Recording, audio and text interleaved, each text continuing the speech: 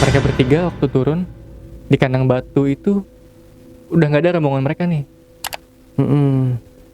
Pas mereka turun, mereka papasan sama tim evakuasinya itu. Mereka dimarahin.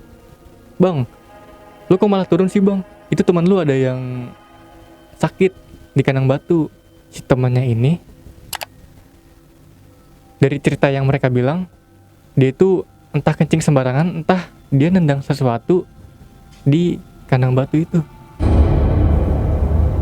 Nah, jadi dia itu kejadiannya ketika dia jalan, kayak ada yang megang kakinya. Terus karena itu si Wahyu ini dilariin ke rumah sakit, itu kan. Dan yang gue nggak sangka juga dia sampai meninggal. Innalillahi. Iya.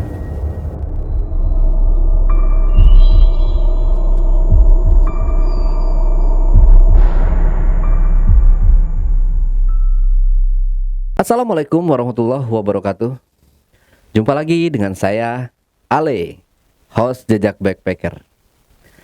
Dalam obrolan misteri Jejak Backpacker kali ini, saya menghadirkan seorang narasumber yang pernah mengalami kejadian mistis beberapa bulan lalu di Gunung Gede Pangrango. Tapi sebelum narasumber kita menceritakan pengalaman mistis yang pernah dialaminya, jangan lupa untuk selalu support channel Jejak Backpacker, subscribe, like, komen, dan share sebanyak-banyaknya video-video YouTube Jejak Backpacker. Dan buat teman-teman yang sudah subscribe, like, komen, dan aktifkan tanda loncengnya, kami ucapkan terima kasih telah mensupport channel ini sampai sekarang. Kami doakan yang terbaik buat teman-teman semua. Semoga diberikan selalu kesehatan, panjang umur, dan apa yang dicita-citakan segera tercapai. Baiklah, Bang Lingga. Oke, Bang Galingga atau Lingga nih? Biasanya teman-teman manggilnya Lingga atau Banggal. Banggal. Kayak Bang Lingga aja ya. Oke. Bang Lingga. Jadi di sini Bang Lingga punya pengalaman mistis ya, termasuk mistis lah ini. Jadi di mana di sini Bang Lingga punya apa ya? Sampai meninggal ya temennya. Iya. Sampai meninggal. Oke, jadi sebelum Bang Lingga masuk ke ceritanya ini, ada baiknya kita kirim doa dulu kali Bang ya, buat beliau ini. Semoga diberikan surga Amin. yang indah dan ditempatkan sisi Allah Subhanahu wa taala. Amin. Oke, kita kirim Al-Fatihah aja Bang ya. Ya baik. Bismillah.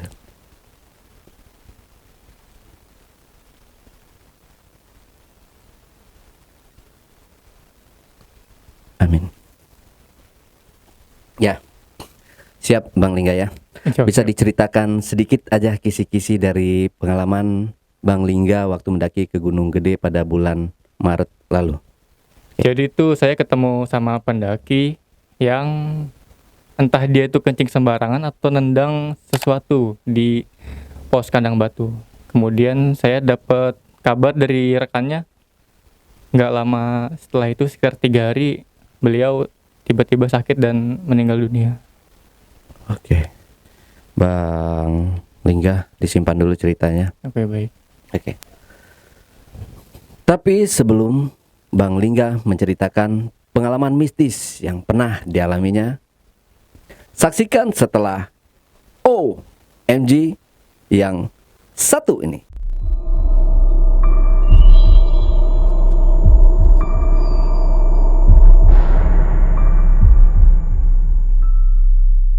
Ya, siap Bang Lingga ya. Siap. Jangan nervous Bang Lingga, biasa aja, santai. Anggap saya ini teman akrab. Kita langsung akrab nih Bang Lingga. Pokoknya jangan tegang, santai aja, tarik nafas kayak gitu ya Bang Lingga ya. Siap Bang Lingga. Mungkin bisa langsung aja dimulai Bang Lingga, silahkan. Jadi hari itu tanggal 26 Maret 2022, gue rencana mau naik ke Gunung Pangrango. Itu bareng sama temen gue namanya Fajar. Oke. Jadi rencana cuma berdua. Nah terus dapat ajakan dari teman buat naik ke Gunung Gede tuh. Nah Singkat cerita, gue ketemuan sama Fajar itu di daerah Lenteng Agung. Mm-mm. Ketemu naik motor barengan. Kita ke base camp Putri dulu awalnya nih. Oke. Nginep di sana dulu. Mm-mm. Oh, via Putri ya berarti pendakian ini. Awalnya via awalnya Putri, oke, ya. siap. Itu kita ketemu dulu sama teman-teman yang lain. Itu diajakin juga tuh naik ke Gunung Gede. Mm-mm. Cuman pas paginya kita bangun, ngeliat kondisi itu udah ramai banget pendaki yang naik. Mm-mm. Jadi gue sama Fajar memutuskan, udahlah kita ke Pangrango aja gimana, gitu kan. Oke lah kata Fajar, ayo udah. Gue juga males nih, banyak banget kan pendaki-pendaki itu. Ya, lagi Soalnya kan- rame-ramenya iya. ya gede. Soalnya niatnya kan juga cuma tektok, jadi nggak nginep. Oke lah paginya kita pindah ke base camp Cibodas tuh. Kita regis di Cibodas sekitar jam 6:30 pagi. Mm-mm. Itu kita nggak sempat belanja, salahnya itu. Jadi cuma bawa makan siang aja. Kita nggak bawa cemilan, dan air pun cuma 2 botol per orang. Per Ya. orangnya, oke. Jadi tuh gue naik sekitar jam 7, jam setengah 8 lah. Total berapa orang nih jadi yang naik bareng? Awalnya berdua. Oke. Gitu. Berdua gue sama Fajar. Oke lah awal-awal nggak ada masalah. Mm. Kita naik happy. Mulai dari setengah 8. Nah dari pos pendakian Cibodas itu gue naik sama Fajar. Kita foto-foto dulu tuh, banyak foto-foto, banyak berhenti. Oke. Kayak di Telagi Biru, terus di pos air panas. Itu kan air terjun kan estetik banget tuh. Iya, benar-benar. Iseng-iseng lah bikin konten sedikit-sedikit. Nah itu gue ketemu sama pendaki cewek bang. Oh iya. Nama Instagramnya Kuyen. Kuyen. Iya. Mbak Yeni Mbak namanya. Yeni nama aslinya. Nah itu kita konten bareng tuh di Curug, oke kan. Kita juga konten juga di air panas itu. Nah kayak ini tuh duluan, dia solo. Oh solo. Dan sendiri ya. Iya. Mulai dari start kan dari air panas nih, sampai pos kandang batu. Nah di situ gue udah mulai nggak enak nih perasaan. Jadi seolah-olah itu emang sih banyak yang nge-camp. Cuman gue ngerasa kayak ada yang ngeliatin dari jauh. Oh. Dari arah-arah semak-semak gitu. Ya. Gue entah perasaan gue doang atau yang lain juga ngerasain. Gue juga nggak tahu kan. Terus udahlah. Ya, lanjut aja lah. Lagian juga insya Allah nggak bakal kenapa-napa. Padahal masih siang ya waktu itu ya. Masih siang sekitar jam 10, jam setengah 11. Oke. Tuh kondisi juga agak lapar kan. Karena nggak bawa cemilan salahnya. Oke. Itu kita lanjut sampai sebelum kandang badak. Itu udah mulai gerimis, kabut udah mulai turun, kondisi gue juga udah mulai kedinginan bang. Agak kedinginan kan. Terus nyampe kandang badak hujan, kita berdua neduh dulu di warung ambil makan gorengan gitu kan. Di situ gue bengong tuh kayak ada suara-suara entah dari mana gitu bang. Cuma gue berusaha untuk tenang.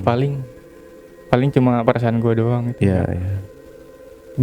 Dari kandang batu itu udah kayak ada yang ngikutin. Kayaknya sih ada yang penasaran sama gue. Cuman ya gue cuekin lah perasaan itu ya. Jadi gue tetap lanjut aja naik. Tuh gue nungguin hujan di kandang badak sekitar ada 1 jam. Nungguin hujan sekalian isi perut kan, jajan di warung. Gue isi air. Itu kondisi hujan gede bang. Oh. Jadi udah deras ya. deras banget. Air itu udah ngalir dari atas ke bawah tuh udah kayak di jalur itu ya. Udah kayak sungai. Yeah. Gue lihat di tenda di tengah itu udah kacau lah intinya. Air masuk ke dalam tenda tuh gue lihat. Oke. Itu kondisi gue udah agak gimana ya, kayak mau sakit aja tuh bang. Jadi antara menggigil sama kalau gue diem gue pasti kedinginan nih. Benar. Udahlah kata si Fajar, udah gal lu kalau gak kuat mendingan turun aja. Terus karena gue pertama kali ke Pangrango itu kan pengen gitu kan naik. Oke lah gue lanjut. Di situ gue cuma berdua pakai jas hujan bang. gue tetap naik tuh hujan-hujanan, naik. Kemudian gue sampai di simpang Kandang Badak, yang kalau ke kiri itu ke Gunung Gede, ke kanan Pangrango. Nah itu sedikit banget pendaki yang naik ketika itu. Gue sama Fajar itu pertama kalinya naik ke Pangrango, jadi nggak tahu jalan. Oh, berdua nggak Iya, tahu jalan. betul nggak tahu Oke. jalan. Di situ kita cuma ngandelin tanda yang ada di pohon. Kan biasanya kalau ada pendaki yang Ada udah pernah tali. naik, ditandain tuh pakai tali, rafia. Itu gue kok gimana ya? Kok lama banget nggak sampai-sampai gitu loh. Terus bawaannya juga badan berat. Padahal kita nggak bawa apa-apaan kan, nggak bawa carrier atau apa. Berat. Udah tuh kita naik. Dikit-dikit emang istirahat. Jar, bentar dong, gue mau istirahat nih. Dan situ gue udah gimana ya? Karena udah jamnya makan siang kan ya bang, udah mulai gemeter lapar. ya. Iya, lapar. Gue nyari buah-buahan tuh di trek kayak arbe gunung gitu kan. Berry gitu. Itu gue petik-petikin tuh, udah lumayan lah, seger, asam-asam kan, seger. Gue di trek ketemu sama 3 pendaki dari Depok. Namanya itu Joko, Satrio, sama Eca. Oke. Mereka juga mau ke Pangrango nih kebetulan. Gue berhenti dulu di tempat mereka istirahat. Terus gue ditawarin cemilan tuh. Nah oke lah, gue senang banget Rezeki tuh. dong Iya ya. rezeki kan, lagi lapar. Dikasih cemilan. Gue ngobrol dikit sama mereka. Mereka itu rombongan 22 orang nih bang. Gitu kan. Oh, si Joko, Eca sama Joko, Eca, sama Satrio. Itu rombongannya mereka 22 orang. Oke. Cuma mereka duluan nih bertiga naik. Sisanya itu nungguin di kandang batu. Gitu kan. Oke lah, dari situ setelah makan sedikit ngemil, gue sama Fajar duluan.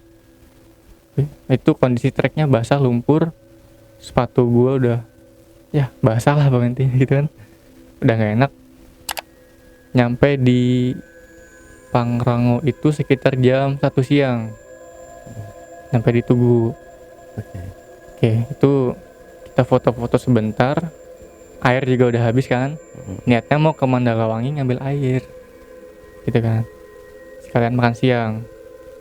Jadi sekitar jam 1:30 itu gue turun ke Mandalawangi. Gue lepas jas hujan. Salahnya gue itu, gue lepas jas hujan, gue taruh semak-semak. Niatnya kan mau bikin konten gitu bang, lari-lari. Terus ngambil air. Setelah ngambil air tuh, gue buka flysheet sama Fajar buat persiapan makan siang.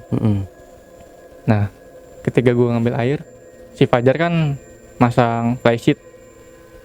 Ketika ngambil air ini, itu kabut udah mulai turun. Udah mulai tebel ya. Kabut udah mulai turun. Hujannya masih rintik-rintik. Kagetnya gue, tiba-tiba jas hujan gue itu hilang. Padahal nggak ada pendaki lain selain gue itu yang di Mandalawangi. Oke lah, menurut gue mungkin kena angin ya. Berpikir positif aja lah ya gitu. Gue cari-cari di pinggir-pinggir atau kurang lebih 20 meter lah sekitar itu gue cari, nggak ada. Ini aneh nih, soalnya kan gue terus semak-semak. Kalau kena angin nggak mungkin dong terbang gitu aja. Iya. Dan kondisi saat itu belum ada pendaki lain, cuma gue berdua dong nih sama Fajar di Mandalawangi. Oke lah, gue langsung nyamperin Fajar, ngasih kabar, Jar, gimana? Aman gal? Itu jas hujan gimana? Kata si Fajar. Terus gue bilang, hilang Jar. Udah gue cari ke mana-mana nggak ketemu. Dan situ udah mulai agak panik sih, soalnya kan hujan. Terus oke gue lanjut makan-makan kan, gue lanjut masak. Nah itu perbekalan itu gue cuma bawa untuk makan siang. Setelah pas lagi masak itu datang si Eca, Satrio sama si Joko ini. Nah mereka bawa tenda tuh kapasitas 2. Mereka juga niatnya nggak ngecamp di Mandalawangi kan.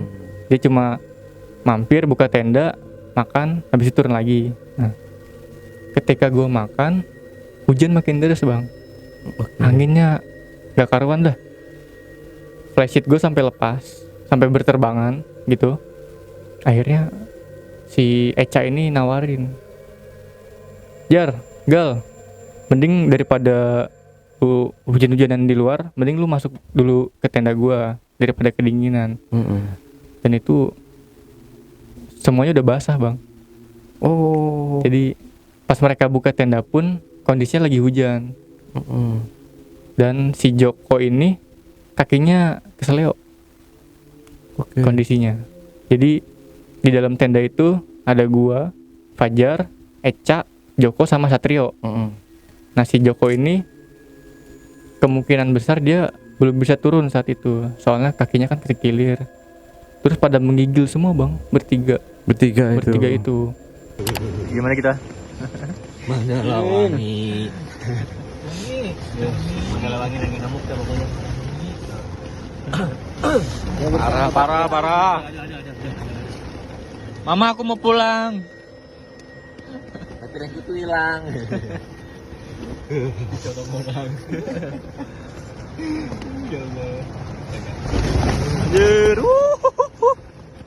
Tolong. Karena gue bawa emergency blanket, gue buka. Udah tuh gue berlima, nah, selimutan itu tuh, dempet-dempetan udah. Kecil banget, muat ya. Muat. Untuknya muat. Oke. Ketika itu gue nunggu lama banget sambil ngobrol-ngobrol gitu kan, sambil masak juga, lanjut masak. Hujannya nggak reda-reda bang, sampai jam 5 sore. Mama aku mau pulang. Aku pulang nggak? Dingin sekali. Masih di puncak? Masih di Jam 5 Mandalwangi. sore? Iya. Oke. Dan itu posisi gue nggak berani turun karena gue nggak kuat dingin kan. Terus nggak ada jas hujan juga. Itu gue berlima itu udah bikin rencana nih, kita mau ngecamp atau turun aja. Soalnya sisa logistik saat itu cuman ada mie instan 2 bungkus. Waduh. Kalau ngecamp kayaknya nggak mungkin. Bener. Jadi gue sama Fajar mutusin buat udah lejar daripada kita di sini tidur juga nggak bakal bisa tidur. Soalnya kan baju basah, celana basah, sepatu basah, tenda pun basah bang. Belum lagi pempetan 5 orang di situ. Iya betul. Itu di dalam tenda bang, gue ada videonya. Itu menggigil semua. Itu udah ada yang tidurnya begini, ada gemeter semua. Kondisi belum ada pendaki lain, cuma berlima doang gitu. Hujan badai angin ribut halilintar, bukan halangan.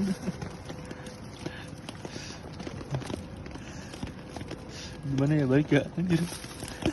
Balik gimana? Balik terbang ke atas.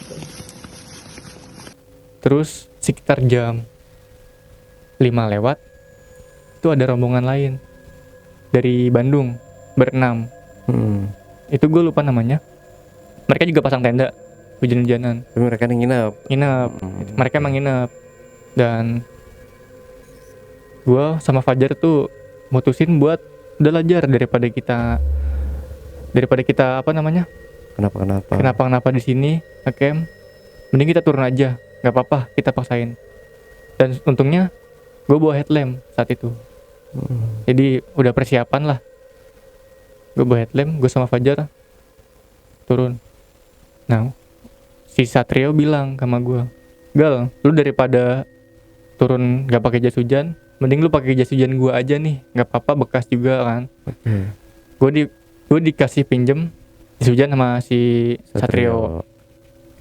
Karena gue nggak kuat dingin, itu emergency blanket gue potong-potong, gue selimutin di badan gue. Oh iya, buat ngangetin badan. Betul. Itu gue paksain turun sama si Fajar. Gue turun sekitar jam 5:30. Itu kondisi masih hujan, masih badai. Dan gak ada pendaki lain yang turun selain gue berdua.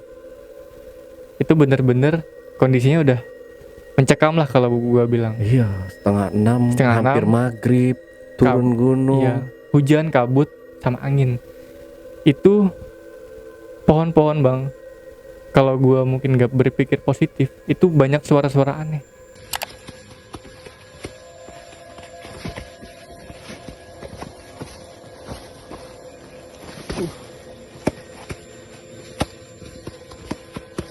Kayak ayam manggil-manggil gitu. Cuman gue berpikir positifnya, itu paling dahan pohon kena angin. Terus gue lihat burung jalak pas turun. Gue lihat burung jalak, entah kenapa dia kayak mau nunjukin jalan. Cuman ke semak-semak, ke daerah-daerah jurang. Soalnya kan setahu gue kalau ada pendaki cerita kan burung jalak itu ngasih tahu jalan. Ya. Nah, yang gue bingung, ini kok malah nggak kelihatan bukan jalan. Di situ gue udah mulai aneh bang. Ngikutin ini ceritanya. Awalnya ngikutin, Oke. makin lama makin jauh nih dari trek. Kemudian gue lihat pohon-pohon di sekitar itu sama sekali nggak ada tanda. Berarti kan ini bukan jalannya pendaki. Udah melipir dari jalur. Iya. Gue rasa itu mungkin jalan hewan. Emang sih ada bekas jalan, cuman gue lihat sekitar, ini bukan jalurnya. Terus kata Fajar, Gal, ini kayaknya bukan jalurnya deh Gal. Soalnya ya nggak sama kayak yang gue lewatin pas naik. Oke. Akhirnya gue sama Fajar mutusin buat kembali lagi ke atas.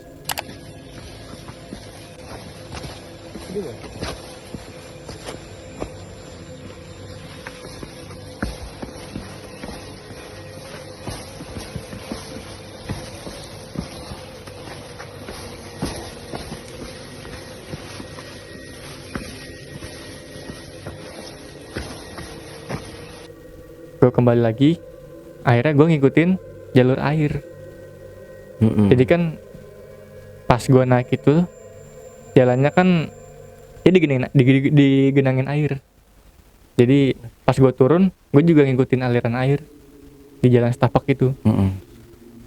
Nah, oh iya gue lupa cerita. Oke. Jadi waktu gue ninggalin mereka bertiga di atas, si Joko ini nitip pesan buat temennya di kandang batu, katanya, Gal, nanti gue nitip pesen ya, tolong bilangin gue, Eca sama Satrio camp dulu semalam di atas, soalnya sakit kakinya kan. Oke. Nah, sekitar jam 6:30 gue sampailah di kandang badak. Di situ gue udah mulai lega bang, udah ketemu pendaki lain. Udah rame lah ya. Nah, di situ gue gimana ya, antara capek sama takut sih sebenarnya bang. Soalnya kan gue nggak pernah naik gunung dengan kondisi kayak gini, kedinginan gitu. Oke. Dan juga udah mulai lapar. Pikiran udah, kalau gue nggak mikir positif mungkin gue akan terjadi sesuatu sama gue. Cuman gimana ya, udahlah kita lanjut turun aja sama Fajar. Nah di situ jalan gue udah sempoyongan, Udah capek banget. udah capek banget, mata itu udah berkunang-kunang. Kalau gue duduk pasti gue tidur itu. Cuman gue paksain, udah kita tetap jalan. Nyampai kandang batu itu, gue nyari temennya si Joko tadi tuh, si Eca. Ketemulah gue sama rombongan mereka di sekitar kandang batu itu. Di sebelah kiri itu mereka ada berapa tenda gue lupa. Gue teriak-teriak, yang rombongannya Eca, Fajar, yang rombongannya Eca, Joko sama Satrio. Gue teriak-teriak tuh, ada sekitar 5 menit gue keliling di kandang batu. Ada yang nyaut, sini bang, gitu kan. Terus gue mampir situ ngasih kabar, Mas, gue mau ngasih kabar nih, Eca, Joko, sama Satrio tinggal di atas. Maksudnya tetap stay di atas tinggal semalam di atas, lagi. oke. No. Terus temennya, oh iya bang, makasih ya udah ngabarin gitu. Terus kemudian gue lanjutlah turun nih ke bawah. Itu udah bener-bener kacau bang kondisi gue bang. Itu Drop banget ya. kaki gue udah gemeter. Jadi kan jalannya batuan tuh, licin. Itu gue udah berapa kali kepleset. Ini juga agak bingung kok bisa kepleset ya.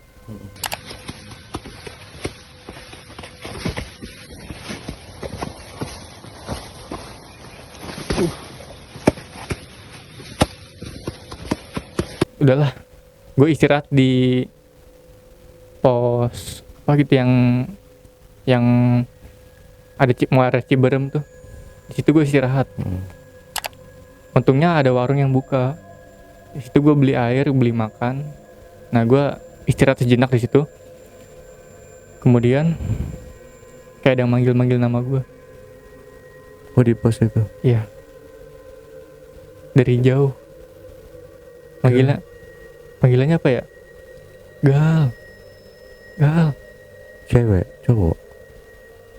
Agak samar sih bang, kayaknya sih cowok. Cuman gimana ya? Gue juga nggak ngerti lagi soalnya kan di situ gue cuma berdua dan Si Fajarnya nggak dengar. Fajarnya nggak denger, yang denger gue doang. Oke. Gue cari-cari, nggak ada orang. Tapi ada suaranya manggil kayak minta tolong. Kayak gal. Wah itu gue bingung gitu bang.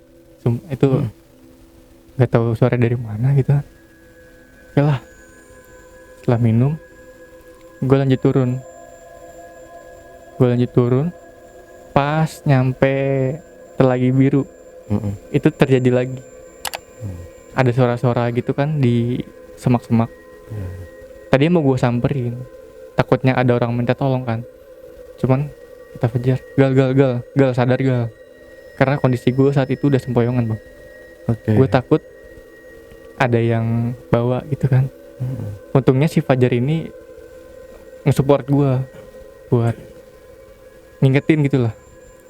Gal jangan. Takut kenapa-napa. Soalnya itu kayaknya bukan orang, kata si Fajar. Oh. Padahal gue udah mau masuk ke semak. Akhirnya atas si Fajar, udah gal biarin aja. Itu mungkin firasat lo doang. Oke, gue turun. Gue nyampe base camp itu sekitar jam 10 malam. Itu bener-bener capek banget bang kondisi gue. Itu badan udah lemas banget. Kemudian 4 jam. 4 jam dari Pangrango itu. Oke. Itu sengaja gue nggak istirahat karena kalau istirahat badan gue menggigil. Jadi mau nggak mau gue paksain buat turun. Setelah gue nyampe rumah itu gue jam 5 pagi. Setelah beberapa hari kemudian gue ngontek si Satrio. Karena kan sebagian barang gue tinggal waktu pas di Mandalawangi. Oke. Di waktu itu Satrio ngasih kabar, dia cerita lagi nih sama gue. Jadi ketika mereka bertiga stay di Mandalawangi, itu mereka digangguin. Ya, mereka digangguin sama, pertama itu ada babi. Tenda mereka diacak-acak sama babi hutan. Nah, kemudian sekitar jam 2 malam itu ada yang nyamperin tenda mereka, tapi itu bukan orang. Tapi berwujud orang, berwujud manusia maksudnya yang nyamperinnya itu. Bayangan. Ada bayangan hitam. Kemudian mereka bertiga itu denger manggil-manggil. Suaranya cewek di Mandalawangi. Manggil Ya. nama mereka bertiga. Saya kurang tahu deh manggilnya kayak gimana. Cuman mereka juga ketar-ketir saat itu. Soalnya kan cuman ada rombongan mereka bertiga sama yang dari Bandung itu 6 orang. Mm-mm. Itu kondisinya mereka ada si Satrio ngecek keluar. Oke. Ngecek suara cewek itu. Yang manggil tuh ya. Mm-mm. Dia ngecek ke semak-semak itu bang, cuman nggak ada. Dan itu masih hujan, masih badai. Sampai pagi juga kabar dari mereka masih badai.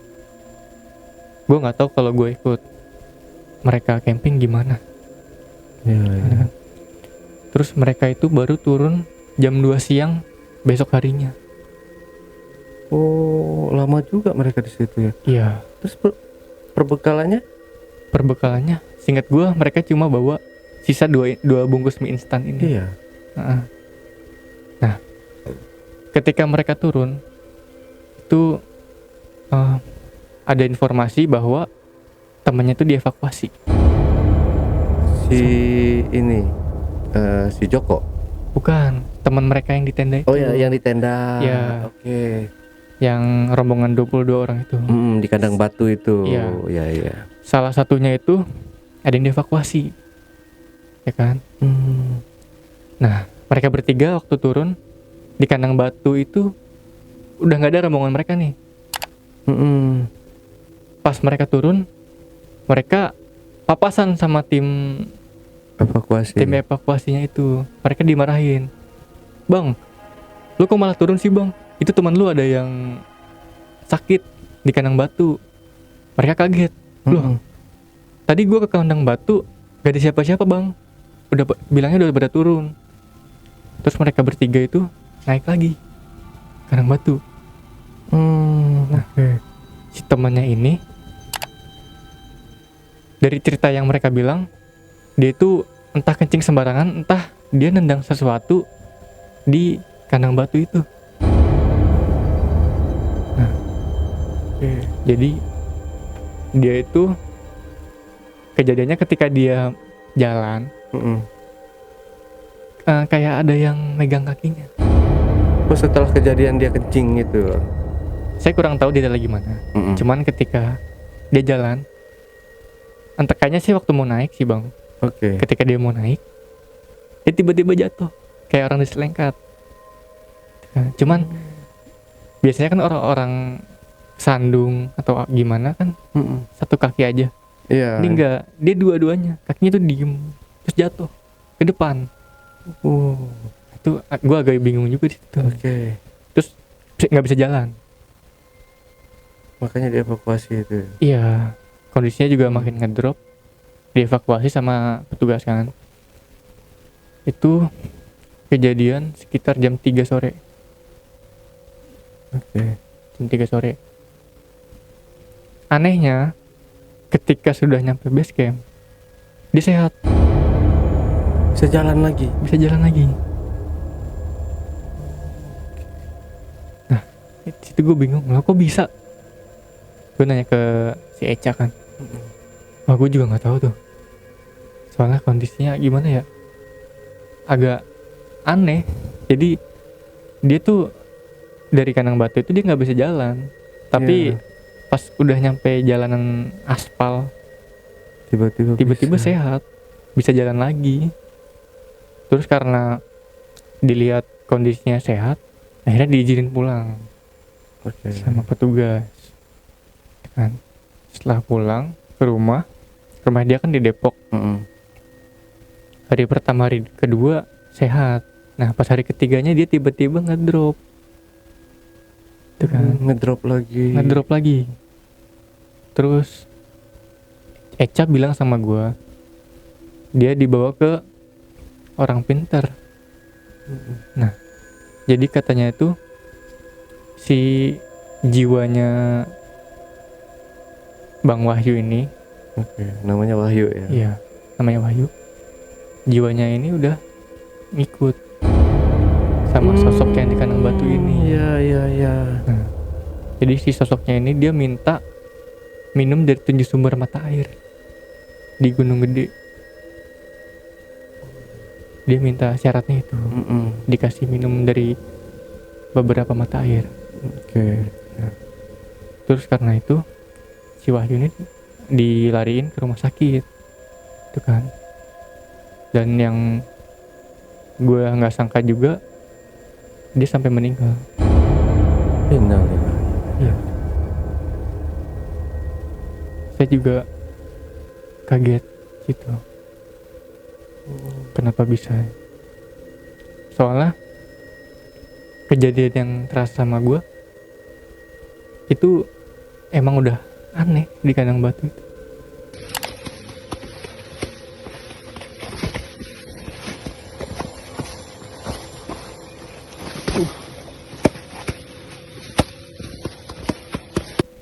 Entah bagaimana tiba-tiba kerasa kayak energi-energi lain tuh apa ya, nyelimutin gue. Iya, iya. Berarti nih sih nggak diikutin apa kata yang si orang pintarnya ini yang ngambil 7 Sepertinya sih enggak. Ya, Oh, cuman alhamdulillahnya untung aja kejadian itu nggak nimpa ke saya.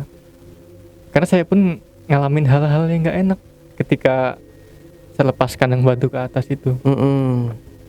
ya karena di kandang batu itu Gunung Gede Pangrango itu ya tempat-tempat yang paling banyak mistisnya itu memang isi satu kandang batu, satu Iya. Telaga Biru, dan satu lagi di puncaknya Puncak itu. Nah iya. Oke. Nah, tapi waktu Bang Lingga turun ini kenapa itu memutuskan terus lanjut nih? Padahal itu udah maghrib. Silakan jam 5:30 nih Iya, Bang Lingga jalan iya. dari puncak ke kandang batu. Pasti ketemu maghrib nih. Iya. Itu nggak berhenti. Saya nggak berani bang.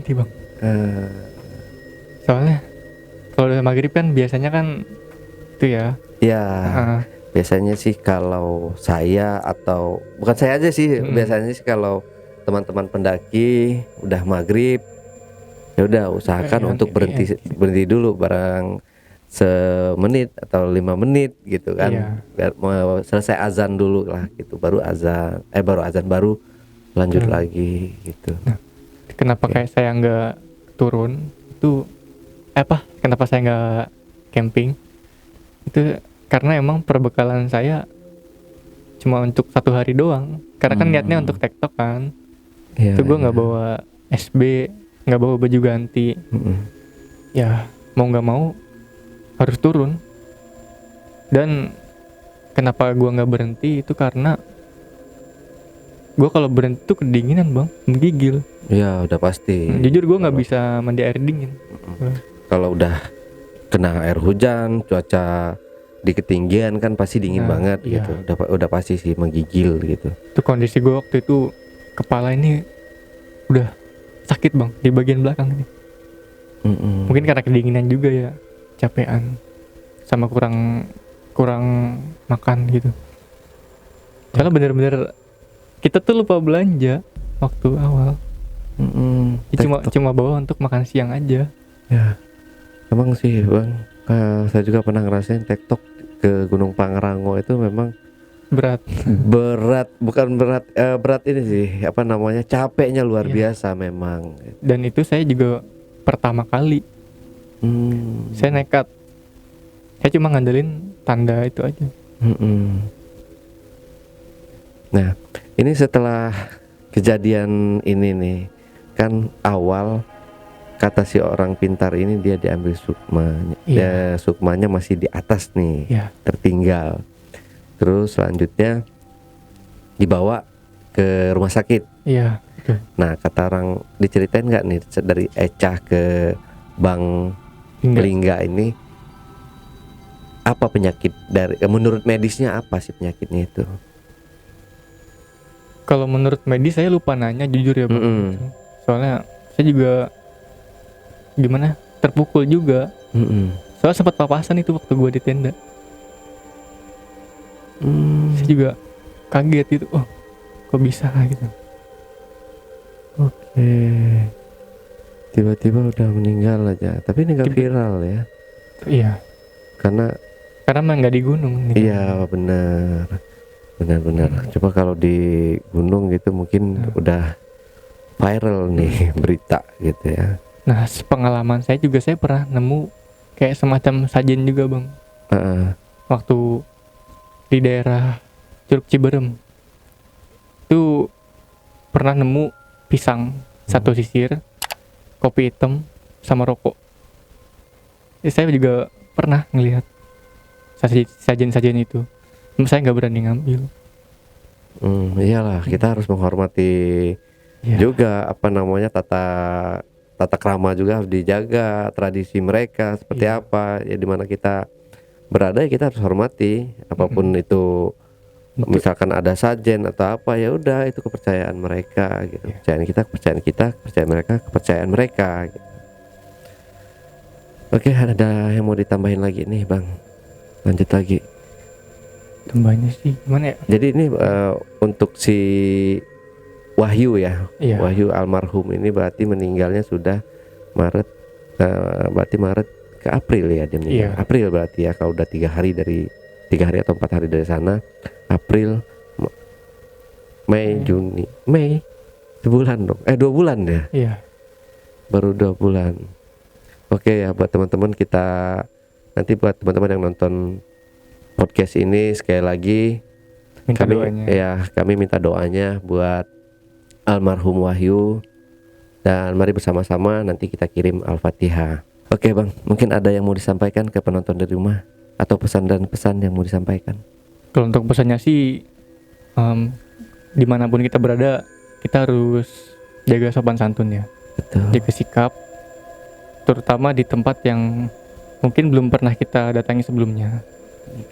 Kemudian ketika untuk mendaki gunung, etika itu sangat penting. Betul. Dimanapun kita harus hormat, harus sopan. Kemudian untuk persiapan juga harus matang-matang, perbekalan juga. Betul, fisik, perbekalan semuanya kita harus persiapkan terlebih dahulu. Iya. Dan juga kalau bisa sih kita bareng sama orang yang sudah berpengalaman. Betul. Ya. Oke, Bang Lingga. Nah, Backpacker, itulah tadi obrolan misteri jejak backpacker bersama narasumber kita, Galingga.